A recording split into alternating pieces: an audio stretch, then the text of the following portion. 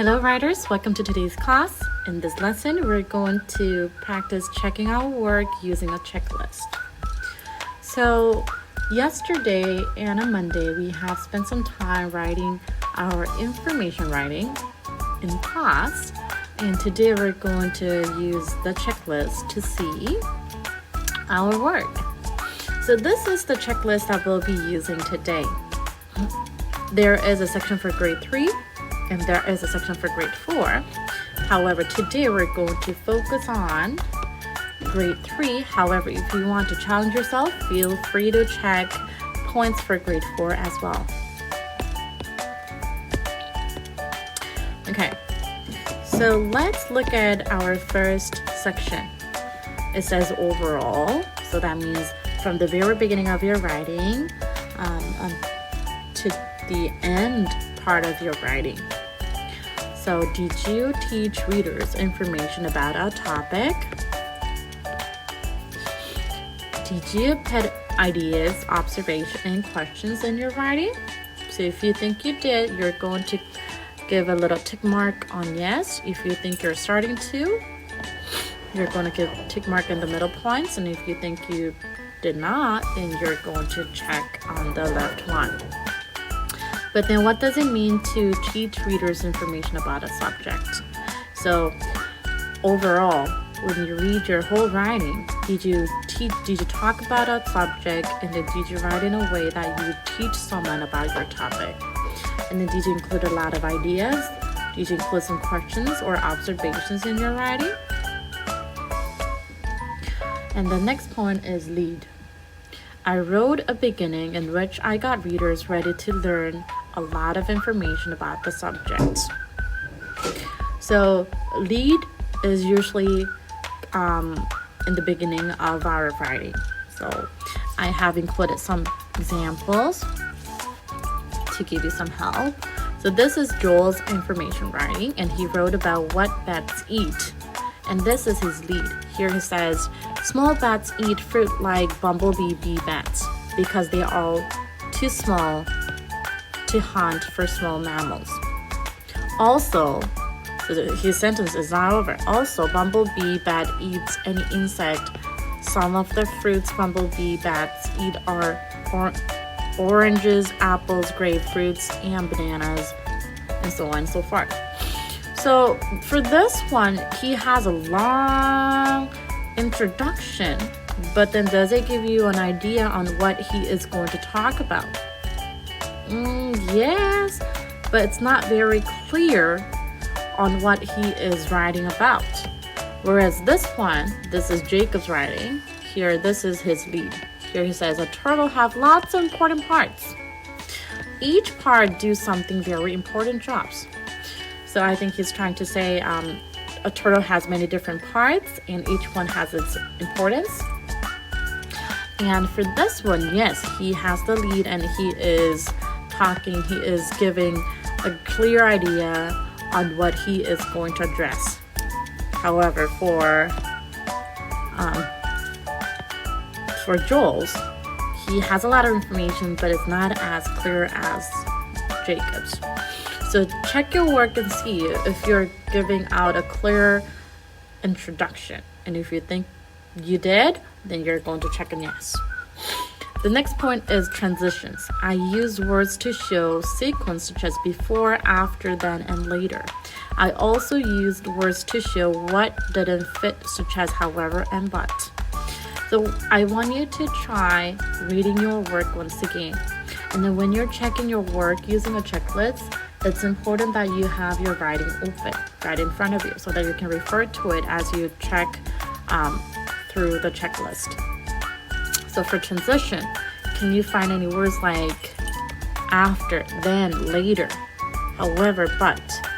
But it's also important that you use those words to make the whole writing flow well. So did you use it well, or did you just use it because it's one of the requirements? So when you're using those words, you need to be cautious so that the sentence that comes before and that comes after the transition makes a good flow. And then ending. I want you to check for your ending, and can you check and see if you drew conclusions, ask questions, or suggested ways readers might respond. So let's take a look at some examples. So this is Joel's writing, and his ending is somewhere here. Mammals. So hold on, I think it's somewhere here. So bats are bigger mammals, or bats, they eat small mammals, so as rats, mice, and frogs, also squirrels. Some bats live underwater, so this is his conclusion. Some bats live underwater for a short time to catch fish. Giant bats like flying foxes eat bigger animals like frogs, toads, and bigger rats. How do you think about his conclusion?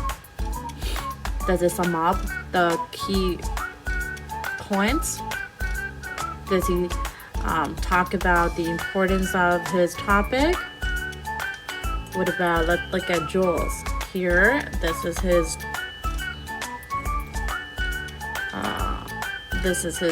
conclusion. Here it says, since a turtle don't have teeth, they chop it with their beak.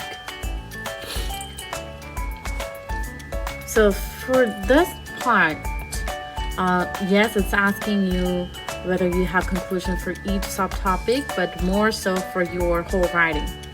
So if you're not sure whether you have a good conclusion or not, I highly recommend you to read the end of your writing to see if you have summed up all crucial points. And then if you did, then you're going to click on yes. But for this one, the important part is that you have summarized your writing well, and then you have also suggested some ways that readers can respond, like questions. And organization is the last point that you need to check. And I grouped my information into parts. Each part was mostly about one thing that connected to my big topic. So I assume most of you have done a wonderful job with organization, because we started with our table of contents, and we have subtopics, and each one has its own paragraph. So as long as you have different paragraphs and each paragraph is about one specific topic, then you can check on yes. However, for the last part, I want you to see if there is any overlapping topics between the two subtopics. So what I want you to check for is that each part was mostly about one thing. So one paragraph is about one subtopic. That's what I want you to check, and also whether you have different paragraphs to organize your writing. So for today's activity, you're going to check your work, and I have only gone through grade 3. However, if you want to challenge yourself, feel free to go on to grade 4 and check for more parts, and make sure to do one checklist for yourself on Seesaw. And that's for today. So I hope you have fun rereading your work. The reason why we're checking our work using checklists is so that we can see whether we're on track or not, whether we're hitting all the points, whether we're doing this correctly or not. It's not just for us teachers to see whether you're doing this well or not. Right now, we're just checking, and we're just revisiting our work so that we can know and understand what areas we need to move on next. Okay? So writers, please take some time to reread your work and check your work and share it on Seesaw. I'll see you later. Bye now.